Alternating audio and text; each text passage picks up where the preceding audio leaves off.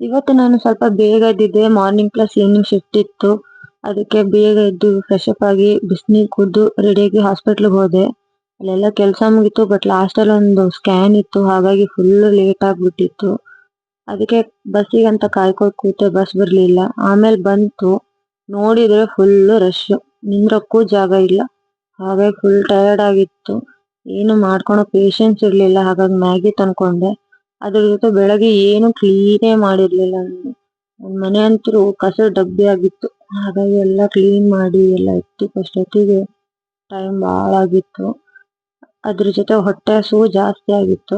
ಹಂಗಾಗಿ ಫಸ್ಟ್ ಹೋಗಿ ಮ್ಯಾಗಿಗಿಟ್ಟು ಜಲ್ದಿ ಜಲ್ದಿ ಎಲ್ಲ ಕೆಲಸ ಮುಗಿಸ್ಕೊಳೋಣ ಅಂತ ಇದ್ದೆ. ಹಂಗೆ ಒಂದ್ ಸೈಡ್ ಹಾಲಿಗೆ ಕಾಸಕ್ ಇಟ್ಟಿದ್ದೆ, ಯಾಕಂದ್ರೆ ಫುಲ್ ಹೊಟ್ಟೆ ಹಸಿತಿತ್ತು.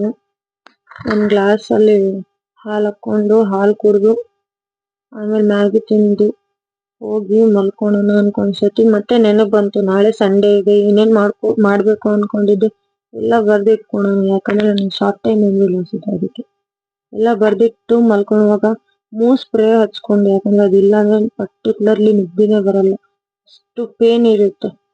ಅದಕ್ಕೆ ಗುಡ್ ನೈಟ್ ಗಾಯ್ಸ್. ನನ್ನ ವಿಡಿಯೋ ಇಷ್ಟ ಆದರೆ ಲೈಕ್ ಮಾಡಿ, ಫಾಲೋ ಮಾಡಿ, ಕಮೆಂಟ್ ಮಾಡಿ.